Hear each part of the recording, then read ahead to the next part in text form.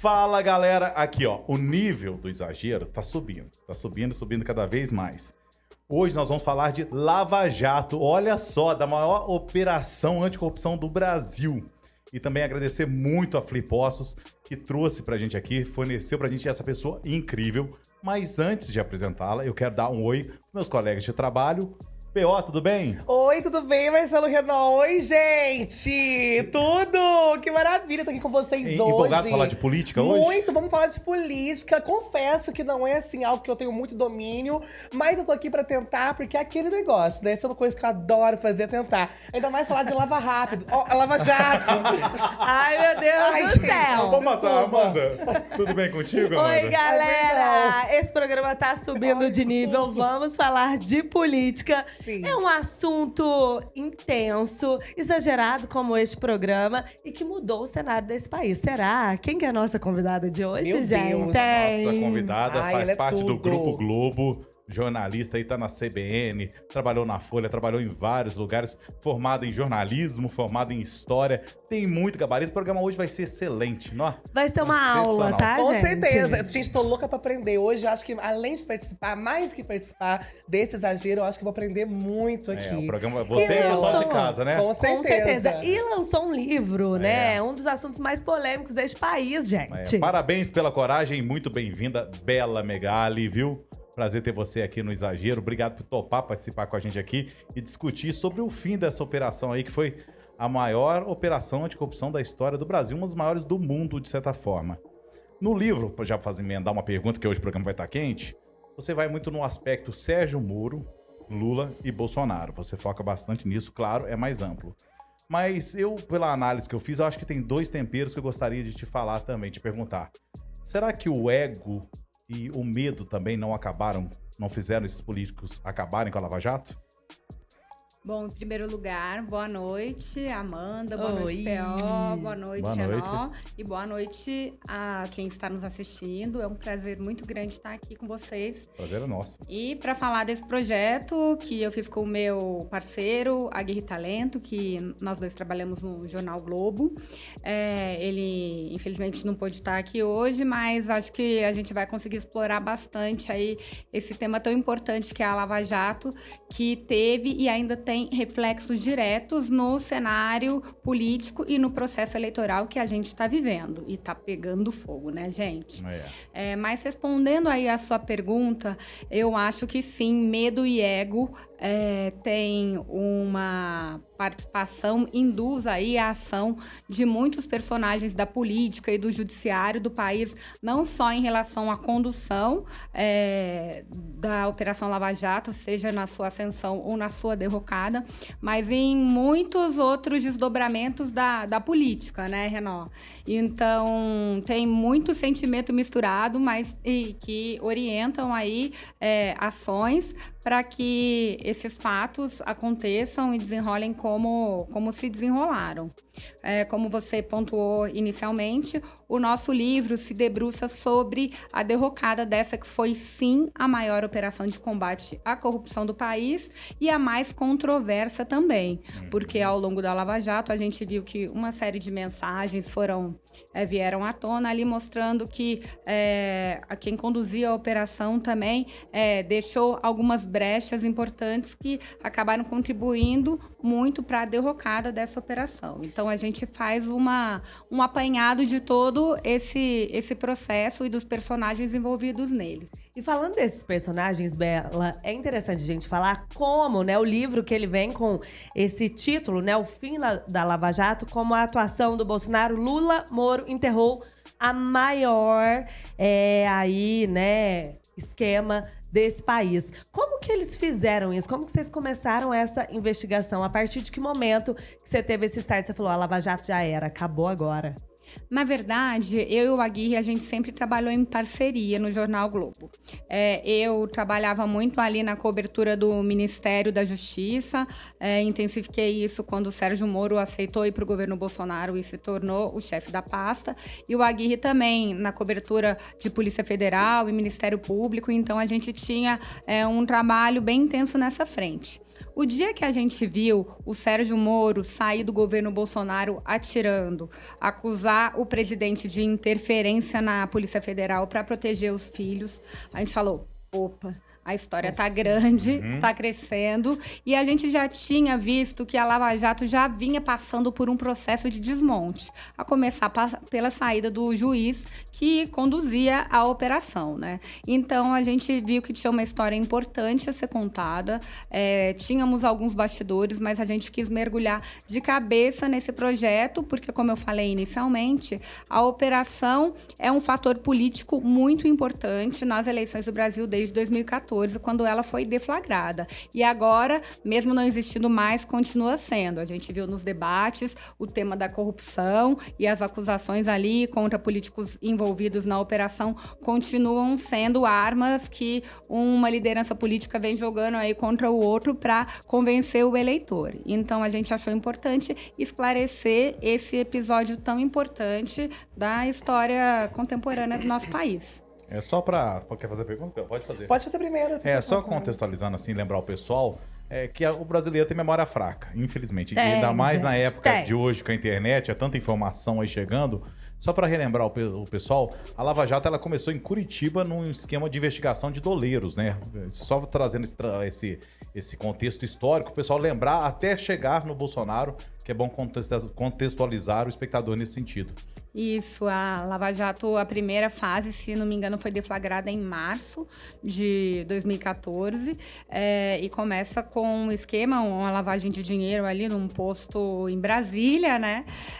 E tem o Alberto Youssef, que já era um doleiro conhecido de outros esquemas, da Operação Banestado, que também foi investigada em Curitiba. Deu um baile no Moro, né? Mas depois a gente entra nesse mérito.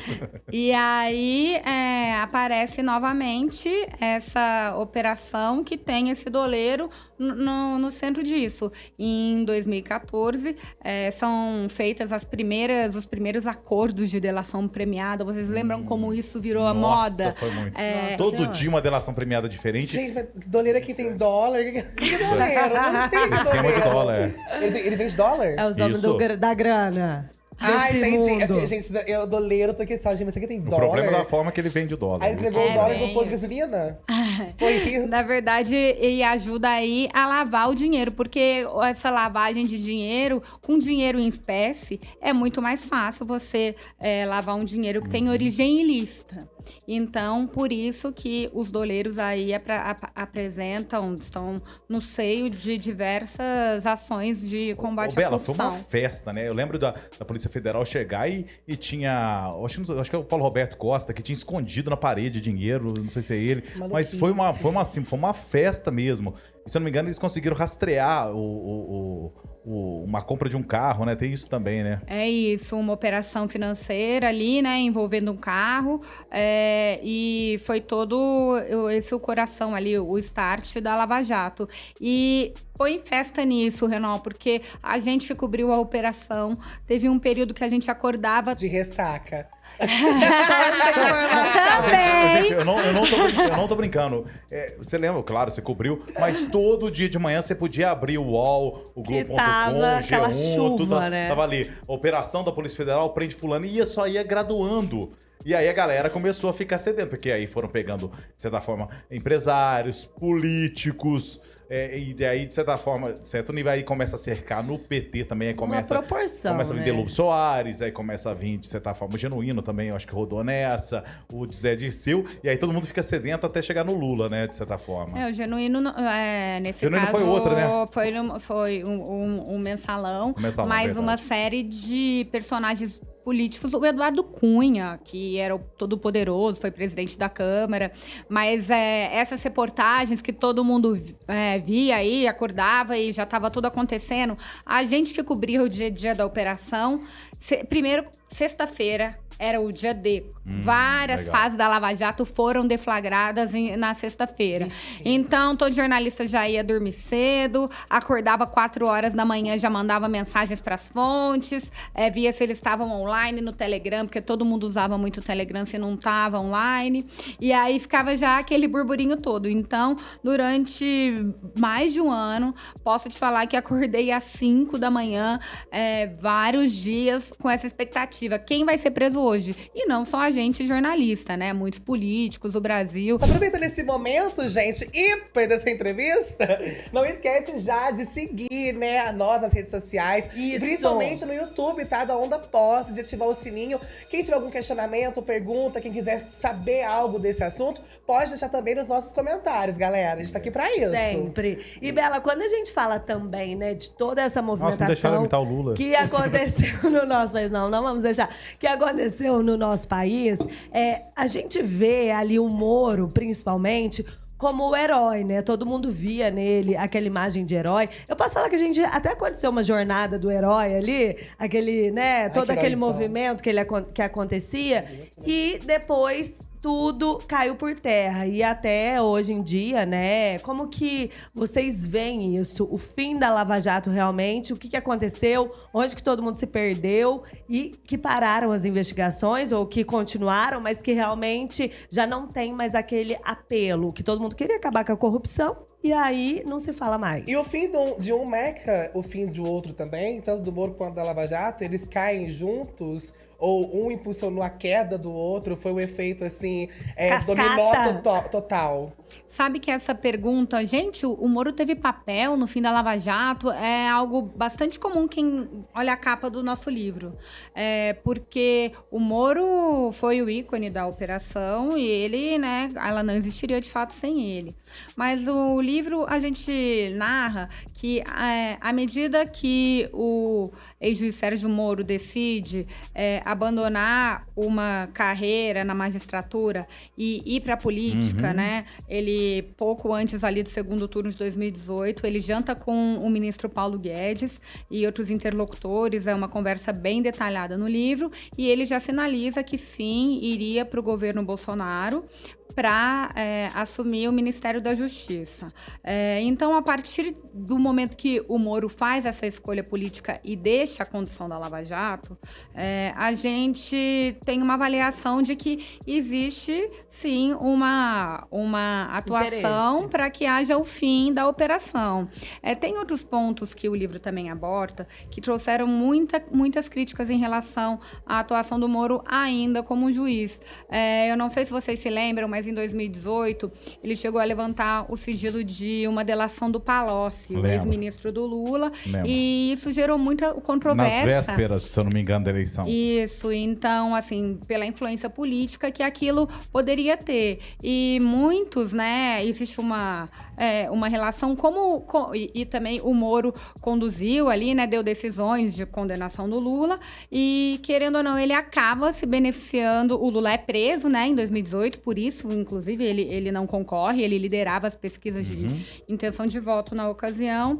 E o PT e, aliás, o Lula questionaram muito como o juiz se beneficia de uma decisão que ele deu, ou seja, como se ele ajudou a tirar o Lula da corrida eleitoral e agora se beneficia aceitando um cargo político do governo que se elegeu com a saída do ex-presidente dessa disputa. Então, o livro narra isso, também narra um cansaço do Moro já antes de aceitar isso, porque era uma pressão política e social muito grande, ele tinha muito apoio, foi ovacionado, mas também existia ali, né, alguma resistência em relação a ele inclusive depois teve que ceder e andar com seguranças, porque antes o Moro ia trabalhar na vara de Curitiba de bicicleta, roupinha de ciclista. Capacetinho, tudo. Acabou a vida. Ai, gente, Mudou a vida dele. Desse jeito, eu achei tão maravilhoso. Mas o Sérgio Moro, ele entrou pra um covil de cobras, e é engraçado que ele vai se meter com a galera que ele ajudou a botar na cadeia, né? É isso que, de certa forma, essa falta de... Que eu gosto muito de uma frase, apesar de ela ter sido... eu gosto muito do Batman, de certa forma. E o Batman, ele tem uma frase, de certa forma... Não, é sério o negócio. É sério. Tem uma conversa entre o promotor e o Bruce Wayne, E o promotor vira pro Harvey Dent, ele vira e fala assim, ou você para como herói, ou vive tempo suficiente para se tornar um vilão. Então isso, de certa forma, que eu acho que faltou pro Sérgio Moro. Eu dou méritos ao Sérgio Moro, eu acho que o Sérgio Moro tem que ser valorizado pela Operação Lava Jato, sim, pelo trabalho que ele fez, pela coragem que ele teve de fazer isso, de certa forma. Mas eu acho incabível e, de certa forma, até ligado a uma certa ingenuidade, ele querer entrar para o esquema político, o poder político, de certa forma. Eu acho que o grande erro dele foi isso daí. Tanto é que a gente vê a derrocada da Lava Jato. Eu acredito que se hoje o Sérgio Moro tivesse terminado e ido embora do país, alguma coisa assim, ele teria muito mais voz ativa nas eleições, o apoio dele, do que a situação que ele tá hoje. E assim, eu acho que também a gente tem que lembrar que existiu aquele episódio do hacker de Araraquara. Ah, legal você entrar nesse mérito, muito legal. Que o Moro, na época, ele ainda era ministro da Justiça e as mensagens, de fato, a troca de mensagens, tanto o Moro quanto a força-tarefa da Lava Jato, capitaneada pelo Dallagnol, falavam que não reconheciam a autenticidade das mensagens, mas os bastidores, a gente sabe que aquelas mensagens de fato procedem e mostrava situações bem complicadas, Renan, em relação até a própria defesa do ex-presidente Lula se utilizou disso, inclusive figuras ali como o ministro Gilmar Mendes, que também trabalhou bastante para enterrar a Lava Jato, né? Ele é um forte crítico ali no... É engraçado, só desculpa te interromper, Bela, mas é interessante falar disso, porque aquilo ali servia como prova. Não, ela não porque chegou ela foi usada como prova. O Gilmar Mendes, naquela vídeo, né, pro videoconferência, ele tá exaltadíssimo usando aquilo ali como prova. Na verdade, ela não foi usada como prova. Até porque tem uma discussão muito grande em torno disso, já que ela é fruto de uma invasão de um crime. Então, como utilizar ali o fruto de um crime, né, pra ser uma prova? Tanto que a defesa do Lula traz essas mensagens em várias peças apresentadas ao Supremo Tribunal Federal, no âmbito do processo que eles pedem a decretação da parcialidade do Moro, no caso do triplex, mas não como prova, mas muito mais para ter um desgaste político da imagem do Moro. E o Gilmar Mendes também lê as mensagens com esse viés. Então, as provas são outras apresentadas ali, como, por exemplo, a interceptação telefônica do escritório dos advogados do Lula, algo que efetivamente não pode ser feito, né? Entre outras. Então, as provas não são essas, mas essas mensagens da Vaza Jato ajudam a construir esse cenário de desgaste da operação e de uma atuação direcionada por parte do Dallagnol e do Moro, como defendia ali o advogado Cristiano Zanin, né? Que quem estava à frente da defesa do Lula e colocava o ex-juiz como parcial. Então, essas mensagens acabam sendo usadas e dando força para essa teoria que sempre foi colocada pelo Cristiano Zanin como isso, da suspeição do Moro. E esse é o grande trunfo que tira o Lula da cadeia, né? Na verdade, acontece... o Lula sai, né? Ele já tem a prisão dele revogada antes, né? Mas existe um grande trunfo que coloca o Lula de novo na jogada política, no cenário político, porque quando ele sai da cadeia, ninguém acha que ele vai conseguir recuperar os direitos políticos dele. Ele tem mais de 20 processos contra ele em decorrência da Lava Jato. Era um cenário muito adverso. Só que o ministro Edson Fachin, ele dá uma decisão em que diz que a vara de Curitiba não era competente para uma série de processos, né? E aí manda devolver esses processos para outras instâncias ali. E anula as decisões. Só que o que acontece? Em contrapartida, a gente sabe que existem divisões ali no Supremo Tribunal Federal, e existe uma ala pró-Lava Jato e uma ala contra a Lava Jato. O Fachin era de uma ala pró-Lava Jato e ele faz essa medida para tentar preservar o Moro da parcialidade, desse julgamento aí, então, de ser parcial. Então o Moro poderia ser preso. Não, porque a ideia não é que ele poderia ser preso, mas se o Moro Moro é considerado parcial, todas as provas não podem ser usadas, as provas não poderiam ser usadas, e é o que acaba acontecendo. Mas, se falar a vara de Curitiba não foi competente e vai para outros estados, alguns desses estados poderiam sim usar provas que foram levantadas pela Lava Jato, mas à medida que acontece o julgamento, depois dessa decisão do Fachin em relação à parcialidade do Moro, aí, se ele é parcial, se existe essa decisão, as provas não podem ser usadas porque elas foram elaboradas em um processo que o juiz foi parcial no entendimento do Supremo Tribunal Federal. Nossa, Bela, é uma situação muito complicada, é muito complicado. Né? E quando... essa disputa de ainda você tem que ouvir que uma vara não é competente, meu amor. Claro, querida, a gente a fica vida um é pouco assim. chocada, né, Bela? Agora, a gente falando de bastidores, né, Bela? Ter acesso a esses documentos e, na verdade, todo mundo tava querendo salvar a sua pele, né? Então, de alguma forma, muita gente ia liberando documentos, ia vazando e ficou esse rolo todo, um atacando o outro, ou um tentando provar a sua inocência, um pela mídia, outro através do judiciário, e assim caminhava a toda a investigação, porque todo mundo ia até para os próprios jornalistas, né? Como que vocês tinham acesso a essas provas? Ou um contestava o outro, e assim vocês iam fazendo todo esse processo. Na verdade, muitos desses documentos acabam se tornando públicos, né? Então, a gente acompanhando os processos ali, né? O andamento dos processos, muitos documentos acabam se tornando públicos. E a gente também direto com as fontes, né? Apurando aqui, dali, para que lado que as coisas vão. Então, foi um trabalho bastante exaustivo, Amanda, não só de entrevistar muitas fontes, né? A gente entrevistou mais de 50 pessoas e a gente estava no auge da pandemia. E então, foi muito desafiador isso. Eu lembro que a gente viajou para Curitiba, porque muito da Lava Jato, né, tava lá, enfim, e uma série de pessoas com quem a gente tinha que falar pessoalmente, e com medo, né, de primeira viagem que eu fiz, no meio da pandemia, 3 máscaras, o Aguirre também, que morria de medo, então a gente ficou foi um desafio, isso tudo foi um desafio, e se debruçar por toda essa documentação. Então, foram 2 anos de um trabalho bastante exaustivo, mas a gente ficou bem feliz com o resultado, porque no ano da eleição a gente consegue trazer um elemento a mais para o debate, para que as pessoas entendam como que a Lava Jato contribuiu, os problemas que teve, a atuação ali de personagens da política, do judiciário, do legislativo para enterrá-la ou se usar politicamente dela, que ajude a trazer um pouco do nosso trabalho, da nossa apuração e do conhecimento que a gente tem no dia a dia para o eleitor, porque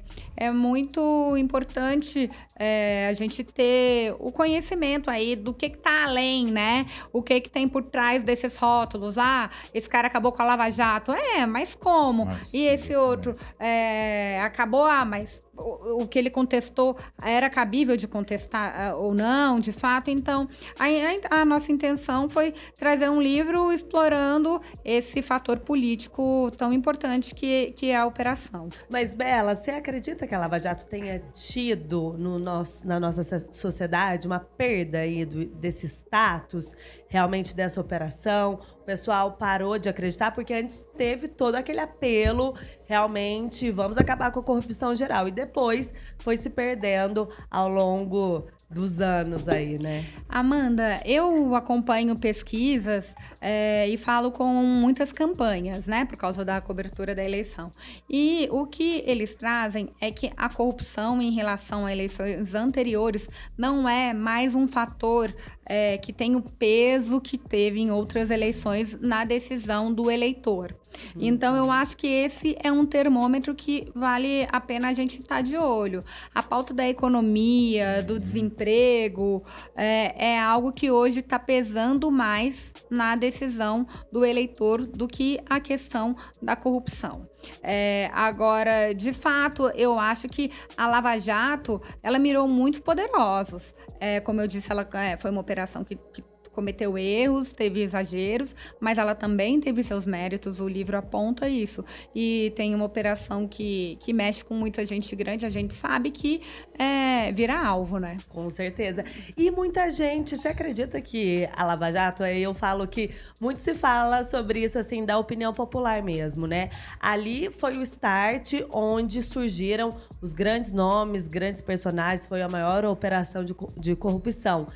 Antes, outros nomes, todo mundo esperava que a corrupção iam cair aí várias pessoas, né? Todo mundo esperava que isso continuasse. Ou que antes também já existisse vários esquemas de corrupção. E aí, né? A gente teve mais visibilidade nessa época, o pessoal não focou no passado, decidiu começar dali pra frente. E a partir de agora, todo mundo ainda analisa, coloca o que vai ser divulgado na mídia. Como que você avalia isso, Bela, ali em Brasília? Eu acho que, de fato, existiu um fortalecimento de uma série de instituições, legislação, de combate à lavagem de dinheiro, corrupção, a própria lei que implementa ali a delação premiada.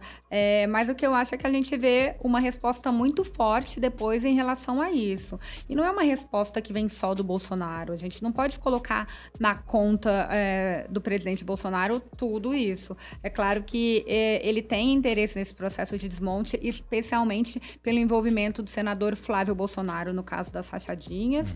Então, é isso que, de fato, estimula o Bolsonaro a ajudar a enterrar uma bandeira que ele foi eleito no esteio dessa bandeira. Ele foi eleito no esteio da Lava Jato, da antipolítica, por mais que ele tivesse há décadas na Câmara Federal, ele foi eleito. E geralmente, Bela, historicamente, o político cai não por ele, mas sim por familiares. Não foi o caso do Bolsonaro, mas foi o caso de muitos outros políticos na história que acabaram descobrindo esquemas de corrupção não ligados ao político, mas sim a familiares. Por um lado... Não, que não exista, talvez, né? É claro. Existe uma coisa que chama laranja, gente. Eu adoro chupar laranja. Muitas laranjas. Muito bom, laranja. Tem gente que tem um pomar, na verdade. Mas o Flávio Bolsonaro... Pomar de laranja? Pomar não é de maçã. Não, pomar de laranja. Ai, Pomar de laranja. hoje. Eu gostei, gente. Esse pomar, tô falando sério? O pomar é de laranja. Tá, aprendi hoje. É. Além de política, aprendendo de botânica hoje, que eu não sabia. Eu falei que ia ser sério a entrevista, né? Por não ser sério. Mas eu tô falando sério, gente, eu não tô brincando. É a equipe que tá rindo de sem vergonha. O negócio é o seguinte, sobre o Flávio Bolsonaro, a gente falando de Flávio Bolsonaro e falando de maçã. O lance da rachadinha, assim, há muita discussão sobre isso, né, tal, mas foram caçando ali e pegaram ali no Flávio Bolsonaro, acabou tendo aquele episódio do Queiroz, que é algo que ainda não foi bem explicado, isso assim, de certa forma, eu pesquiso muito sobre isso, toda vez que toca nesse assunto com o Bolsonaro meio que desvia o foco, fala da mulher do açaí ali e tal, e tenta desviar o sentimento nesse ponto. Mas eu acho que o grande mérito da Lava Jato, apesar da polarização ser um efeito mundial, a gente tá sentindo essa luta de direita e esquerda, assim, no mundo todo, eu acho que a polarização no Brasil é muito boa. Eu acho que é extremamente evolutiva nesse sentido. Porque, assim, de certa forma, te faz pensar mais, te faz buscar mais informação. Hoje, você vai numa roda de conversa, quase todo mundo sabe quem são os ministros Supremo, os ministros do Bolsonaro, está por dentro. Politizar a população é algo muito interessante. Tem uma frase antiga que eu gosto, eu não lembro o autor, que fala assim, se você não gosta de política, quem vai te comandar gosta. Então, eu acho que o grande mérito da Lava Jato é politizar as pessoas, trazer informação para as pessoas, né? A Lava Jato teve um grande mérito que foi a transparência em relação aos documentos. O Sérgio Moro, ele deixava público, ele levantava o sigilo de muita documentação que ele fazia. Então, a imprensa é acusada de ter feito uma cobertura muito intensa da Lava Jato. Sim, mas a cobertura foi intensa não só pela proporção que a operação tinha, mas também pelo acesso ao volume de documentação que a gente tinha. Era algo inédito em relação ao judiciário, porque existia uma busca na casa do Zé Dirceu e no outro dia toda a documentação com fotos e tudo estava lá. Então, o nosso trabalho como jornalista, vocês sabem muito bem, divulgar. É isso, ler destacar os principais pontos e levar para o nosso leitor. Então, esse foi um mérito da Lava Jato em trazer muita transparência e utilizar da tecnologia para isso. Então, de fato, ela tem esse papel histórico aí, esse papel importante de dar muito acesso. Eu lembro que na época eu trabalhava na Folha e a gente fazia o nome desse sistema IPROC. E aí a gente fazia uma rotatividade do IPROC. Nossa, quem que vai pegar a bucha hoje, sabe? A sucursal de São Paulo, a de Brasília, tinha um sistema de rotatividade, porque você não podia ficar 2 dias sem entrar naquele sistema que sempre havia novidade.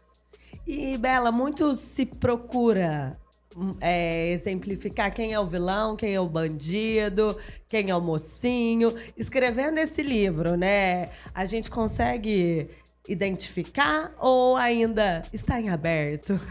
Amanda, eu pra acho que conclusão de cada um, né? o livro não é um livro, de fato, maniqueísta, porque o cenário é complexo demais. Então, o que a gente procura mostrar é como cada um agiu. A gente pontua aí esses 3 personagens na capa, mas a gente entra em muitos outros personagens, como o Procurador-Geral da República, Augusto Aras, que ajuda ali, ele era um crítico da Lava Jato dentro do Ministério Público e ele faz abertamente um processo de desmonte da operação dentro do órgão. Então, tem uma atuação, claro, coordenada com o interesse do presidente Bolsonaro, mas de limar qualquer herança das forças-tarefas da Lava Jato na PGR. Então, esse também é um episódio que a gente detalha bastante. Interessantíssimo! De certa forma, é muito interessante, assim, de certa forma, mas eu queria tratar um assunto mais aprofundado dessa forma. A Amanda trouxe para um sentimento, mas eu queria deixar isso mais claro. Com o fim da Lava Jato, o brasileiro voltou a ter a sensação de impunidade, porque em 2013 teve aquele movimento, o gigante acordou. Depois o povo vai pra rua e não resolve. Acaba chegando aí no ministro do Supremo, que é extremamente discutível, quem sou eu para questionar os métodos dele, mas é no minimamente estranho o que o Alexandre de Moraes faz. E parece que há um sentimento de inflamar o povo de novo. O povo tá querendo... Será que o povo tá querendo reagir novamente ao que aconteceu em 2013 ou você acha que aquilo lá foi inédito? Não haverá novamente? Olha, Renan, eu acho muito difícil a gente fazer essa comparação, né? Porque hoje a gente vê um movimento mais de polarização ganhando as ruas, mais do que um movimento junto, né? Das pessoas contra os poderes ali, né? Ou a corrupção, ou contra uma bandeira assim. Tanto que até existe uma disputa ali de quem é a bandeira do Brasil, de que modo esse símbolo é usado ou não é usado. A bandeira do Brasil dos brasileiros, não importa. Pois mas tem né, um debate ali do que ela representa hoje, né? Existe esse... Sendo bem claro, é uma questão que o Bolsonaro bateu muito nessa tecla para contrapor a bandeira vermelha do PT, né? Isso é muito claro. E quais essas novas discussões que hoje os eleitores, principalmente os jovens, têm, além dessa questão de corrupção que a Lava Jato instalou? Na verdade, eu não vejo muito, assim, a juventude tão engajada em relação a essa questão da corrupção, mas não só a juventude. Eu acho que a percepção, como eu comentei aqui, e as pesquisas aí das campanhas apontam para isso, em relação à corrupção, passou a ter um peso distinto. Eu acho que esse processo da Lava Jato, a gente passou a ver, quando o Moro sai do governo Bolsonaro, a gente passa a ver muito bolsonarista criticando a Lava Jato. Então, porque o Moro passa a ser um inimigo da linha de frente do presidente Bolsonaro. Agora, o Moro tá dando um jeitinho, dando uma piscadinha, tentando reaproximar do Bolsonaro. Mas vale a gente pontuar que ele foi tratado ali como um inimigo e ele também se colocou como um inimigo. E aí essa base, né, esses apoiadores do presidente também passaram a atacar a operação. E como eu falei, a Vaza Jato traz também argumentos ali de direcionamento, né, das investigações, o que também esvazia um pouco essa credibilidade da operação. Então, eu acho que o brasileiro, sim, tem esse sentimento de ser contra a impunidade, de querer o combate à corrupção, mas, por outro lado, também tem um cenário econômico que as pessoas querem emprego, as pessoas, né, querem, então, ter o poder de compra, né? Então, eu acho que hoje essa pauta econômica tem um peso muito grande e as pesquisas têm apontado que é um peso maior do que o ponto da corrupção. O nosso tempo tá curto, mas uma coisa que eu quero enfatizar, que eu acho que é legal para discutir com todo mundo aqui, é legal você ser politizado e não ser fanático, de certa forma. Por favor. Veja o conteúdo histórico, você que é formado em história sabe disso. Alianças que eram impossíveis aconteceram. Nós estamos vendo agora um cara que era um símbolo da direita, que era o Alckmin, centro-direita, aliado a um cara que, de certa forma, é esquerda. E aí eu falo pro pessoal, toma cuidado com esse lance de defender um político. Toma muito cuidado com isso. Amanhã as coisas mudam. Tancredo Neves já falava, política é igual ao céu, cada hora tá de um jeito, né? E muito da mesma importante. forma também que, né, uns estão num partido, depois não tá mais, briga com todo mundo, acontece, Ai, gente, me né? fala em aliança, não esquece, né, É desse gente? jeito. Não esquece de se inscrever A no nosso vida canal. política. Por falar em aliança. Vamos fazer essa aliança aí. Inscreve e ativa o sininho no Postos. Agora, o que eu acho muito importante é a gente poder debater. Essa é a democracia, né? Você tem uma ideia, eu tenho outra, a gente tem pode tentar convencer o outro outro também tem um espaço para falar, não, eu penso diferente. E, assim, vamos construir. A minha visão sobre isso e sobre o trabalho jornalístico é esse, trazer elementos para a gente debater e construir um caminho juntos, porque todo mundo quer avançar para um país melhor, para um país com mais transparência. Então, como eu falei, o intuito do nosso livro é trazer informação para que a gente possa conversar mais, debater mais e, enfim. E como é que a gente Bela, consegue? Peraí. Antes de você falar como que a gente consegue, eu ia falar o que você destacaria no livro, né? Como que era estar ali em Brasília, cobrindo tudo isso, você e também o seu colega aí de profissão. Não, e até sendo o que uma que mulher, vocês né, destacam? nesse meio, que é tão dominado por homens, assim. Como que é estar ali naquele meio? Bastidores, a gente quer saber. Sabe que eu mudei para Brasília em 2016 para cobrir, inclusive, a delação da Odebrecht, porque eles iam assinar o acordo, era conhecida como a delação do fim do mundo, né? E eu vi uma melhora no ambiente em relação à mulher. Legal. Na verdade, assim, eu acho que o ambiente está cada vez melhor em relação ao respeito às autoridades, aos políticos entenderem o respeito que precisam tratar a gente, entenderem que uma jornalista é igual a um jornalista. Então, eu vejo que tem uma evolução nesse sentido. É o ideal? Não é o ideal ainda. Se eu vou jantar com uma fonte a trabalho, é muito diferente de o meu marido é jornalista também. Se ele vai jantar com uma fonte a trabalho, eu vou te falar que, Amanda, a gente sempre... Assim, a gente acaba vira e mexe ouvindo aquela gracinha tão desnecessária, né? Ai, nossa, como tá bonita. Assim, galanteios que não cabem naquele tipo de... Aquele momento, né? Meu marido, quando foi entrevistar uma pessoa, nunca ouviu que ele tava bonito. Naquele, olha, sabe, como seu terno é bonito. Inteligente é o último adjetivo que tem ali, né? Então, mas eu acho que esse nosso posicionamento de trabalhar com seriedade e muitas mulheres no jornalismo, né? Eu tenho inúmeros exemplos aqui de profissionais que me inspiram muito para citar. Então, eu acho que a gente está, por nosso mérito, conseguindo ter mais igualdade nesse tratamento. O caminho a seguir ainda é extenso, ainda é grande. A gente vê que, em relação ao próprio presidente, ele tem uma dificuldade em lidar com jornalistas de maneira geral. E as mulheres também tem um ponto ali que o tratamento é um pouco mais difícil. Teve recentemente ali no debate um ataque à jornalista Vera Magalhães por uma simples pergunta que ela fez em relação à vacinação.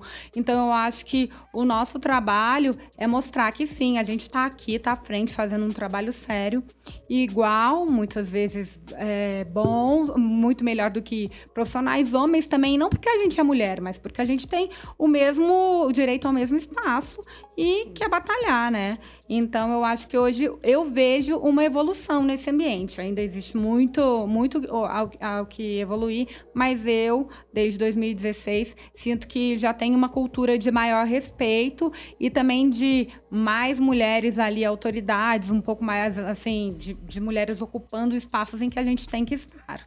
Legal, isso tende... É aquela história também, respeito é bom e cabe em qualquer lugar, né? Com qualquer tipo de pessoa, isso é importantíssimo. Tanto com a mulher, quanto com o gay, quanto qualquer outro tipo de pessoa, vale respeitar nesse sentido. Bela, eu vou te confessar que eu tô surpreendido positivamente. Você, de certa forma, demonstra toda a capacidade de estar onde está. Arrasou. Parabéns mesmo, mandou Maravilhosa. muito bem. Viu? Obrigada, gente. Fiquei impressionado com a qualidade do conteúdo e agradeço demais. E uma pergunta que eu quero te fazer. Quem quiser comprar o livro, onde encontra? Olha, o livro está à venda na Amazon, no Submarino, nas principais livrarias do país também. E então acho que depois dessa super propaganda aqui com vocês, espero que todo mundo compre. E eu agradeço por estar aqui na minha cidade, Poços de Caldas. Eu nasci aqui, vivi até os meus 17 anos aqui. Então eu fico muito feliz de poder dividir, né, com os meus conterrâneos um projeto que eu tenho muito orgulho. E nas redes sociais, como é que te acha? Coluna Bela Megali no Instagram e também no Facebook. Arrasou! Maravilhosa, gente! Maravilha. E o que Linda. e assim, antes de encerrar, eu primeiramente agradecer o PO, viu? Ele se comportou. Foi muito bem. Foi muito Ai, bem. obrigada. Amanda Eu mandou tava bem com medo demais. do PO, gente. Ele foi comportado mesmo. Tranquilo, eu fiquei impressionado que as Tranquila. perguntas dele foram boas. Ai, obrigada! Tirando a vara, tudo bem. Ah, não, mas eu vi que uma vara A não tem maçã. competência deve ser muito triste, Tirando né? algumas coisas, mas tá tudo certo. Tirando tudo, Bela. ficou ótimo, né? Obrigadão, viu? Obrigadão mesmo aí pela presença aí. E eu tenho certeza que o pessoal que tá assistindo vai gostar muito desse papo aí. Maravilhosa, Bela. A gente espera você aqui mais vezes para falar sobre mais histórias, né? Sobre o cenário político do nosso país. E é muito interessante eternizar num livro, né? O que aconteceu realmente para muitas pessoas poderem ler no futuro. E atualmente também para ver todos os pontos e pra gente ter a nossa própria concepção e ter mais liberdade aí na vida, com certeza, né? Obrigada. Obrigada a vocês, gente, pela oportunidade. Eu que agradeço muito quem tá assistindo aqui. Já que a conversa foi séria, de certa forma eu vou terminar com o momento cultura, que eu acho que é interessante nesse ponto. Eu vou terminar com uma frase do Voltaire que eu acho que é interessante para fechar esse papo. É aquela frase que fala assim: eu não concordo com nada que dizes, mas vou lutar eternamente pelo direito de dizê-los. Viu? Valeu, Bela. Valeu, gente. Gente, me dá um copo de veneno agora. Tchau, Marcelo. Beijo, gente.